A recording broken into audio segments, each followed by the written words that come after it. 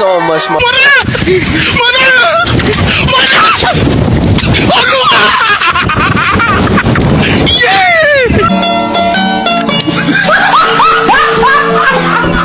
Are you ready, kids? Aye, aye, Captain! I can't hear you. Aye, aye, Captain! Oh! Fucking design on right now. Break it down, bring it back, make it clap. I got 3 old thoughts, new block, wear that thing. Bitches on my line, and you know Assalamualaikum warahmatullahi wabarakatuh. Kami dari kelompok 4 ingin menyampaikan hasil diskusi kami yang telah kami sajikan dalam bentuk video tentang mekanisme Pilkades dan hubungan kelembagaan pemerintah pusat, pemerintah daerah, dan pemerintah desa. Sebelum saya mulai, izinkan saya memperkenalkan anggota-anggota kelompok kami.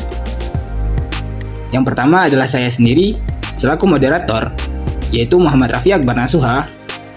Ada Denny Kurniawan, Muhammad Zainal Abidin, Erlin Kristinia, Nia Anggelia, dan Keiza Regita Fitani. Pemilihan Kepala Desa. Pemilihan Kepala Desa dilaksanakan secara serentak di seluruh wilayah kabupaten atau kota dan dapat dilaksanakan secara bergelombang paling banyak 3 kali dalam waktu 6 tahun.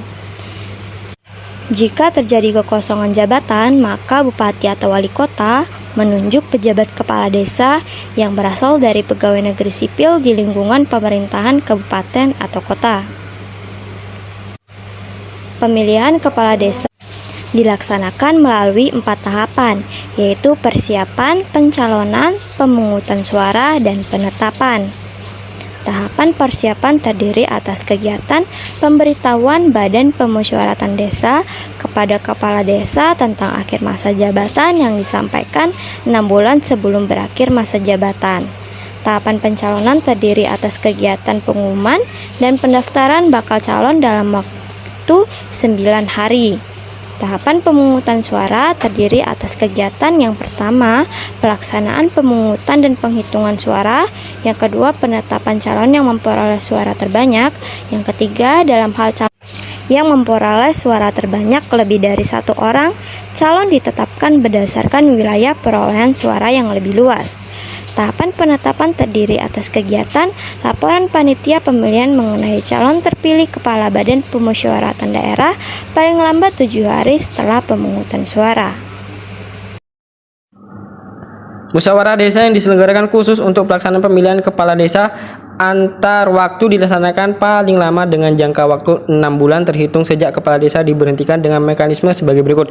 Yang pertama, sebelum penyelenggaraan musyawarah desa dilakukan kegiatan yang meliputi pembentukan panitia pemilihan kepala desa antar waktu oleh Badan Permusyawaratan Desa paling lama dalam jangka waktu 15 hari terhitung sejak kepala desa diberhentikan.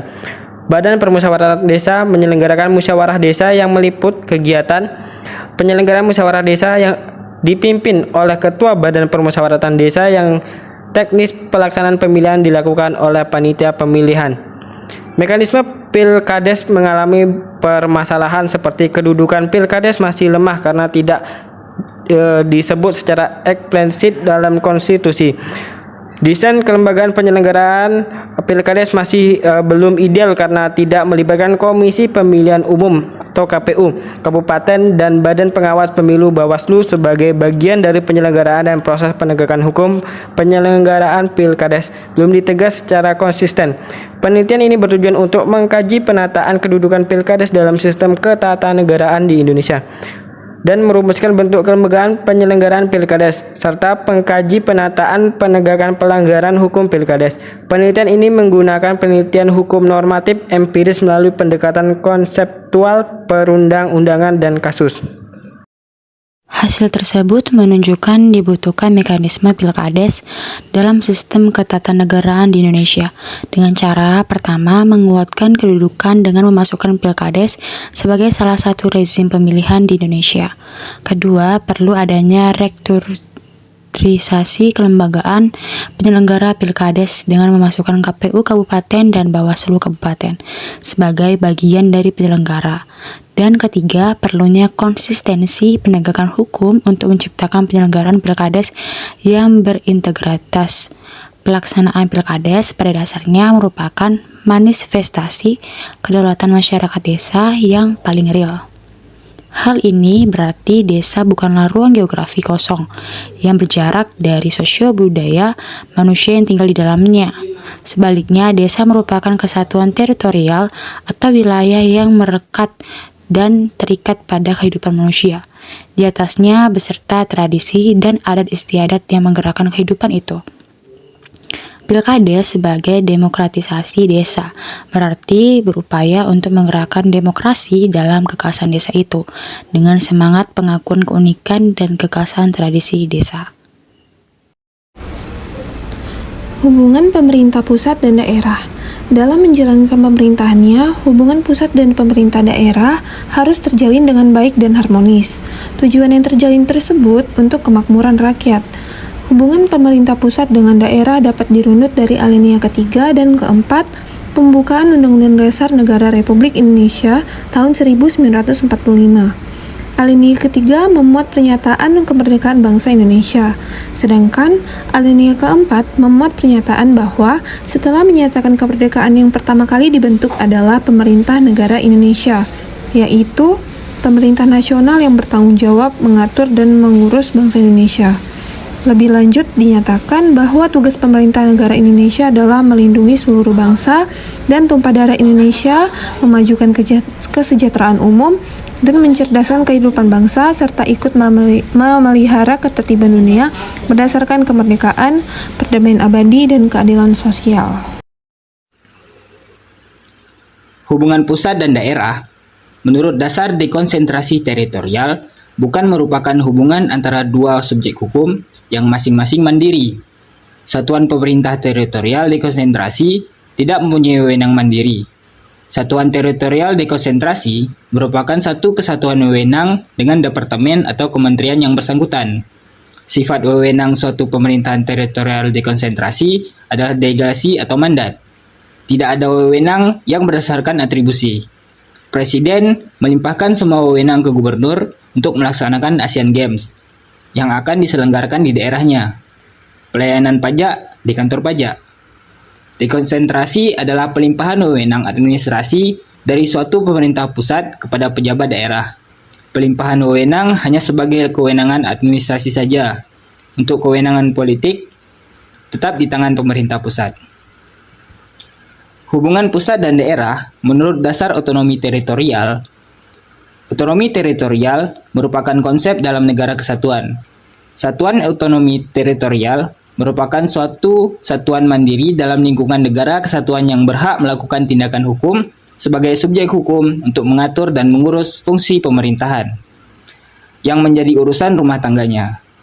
Dalam otonomi teritorial, pada dasarnya, seluruh fungsi kenegaraan dan pemerintahan ada dalam lingkup pemerintah pusat yang kemudian dipencarkan kepada satu satuan ekonomi.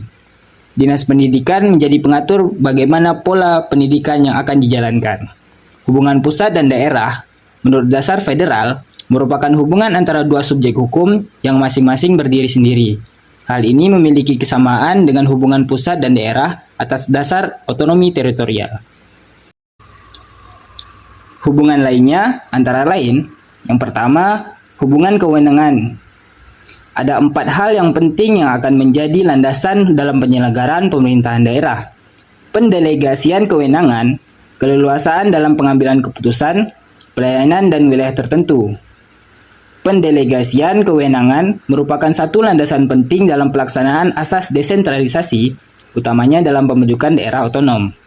Yang kedua, hubungan keuangan. Pemerintah pusat memiliki hubungan keuangan dengan daerah untuk membiayai penyelenggaraan urusan pemerintahan yang diserahkan dan atau ditugaskan kepada daerah. Dan yang ketiga, hubungan sumber daya manusia. Salah satu faktor dalam pelaksanaan ekonomi daerah adalah adanya dukungan sumber daya manusia sebagai penyusun dan pelaksana setiap program pembangunan. Sumber daya manusia pada pemerintahan disebut sebagai pegawai pemerintah daerah. Hubungan desa dengan pemerintah daerah. Hubungan pemerintah daerah dengan desa dalam penyelenggaraan pemerintahan desa akan berjalan baik apabila kedua badan hukum publik tersebut dapat menjalankan hubungan fungsional pemerintahan dengan baik dan dapat membuat masyarakat desa mandiri dengan menjalankan otonomi desanya. Sehingga untuk mewujudkan hal tersebut, pemerintah daerah dengan desa harus sama-sama terus saling berkoordinasi dalam hubungan fungsional tersebut. Hubungan antara pemerintah desa dengan pemerintah daerah. Desa bukan termasuk daerah otonom. Namun, dalam peraturan perundang-undangan selanjutnya disebutkan bahwa desa memiliki hak untuk mengatur kewenangan yang bersifat asli. Pengaturan desa diserahkan pada kabupaten, karena desa merupakan subsistem dalam pemerintah daerah. Undang-Undang Nomor 32 Tahun 2004 Pasal 20 menyatakan, dalam pemerintahan daerah, kabupaten atau kota dibentuk pemerintahan desa yang terdiri dari pemerintah desa dan badan permusyawaratan desa. Dengan demikian, desa menjadi bagian dari aspek ketatanegaraan, karena desa merupakan suatu pemerintahan otonom.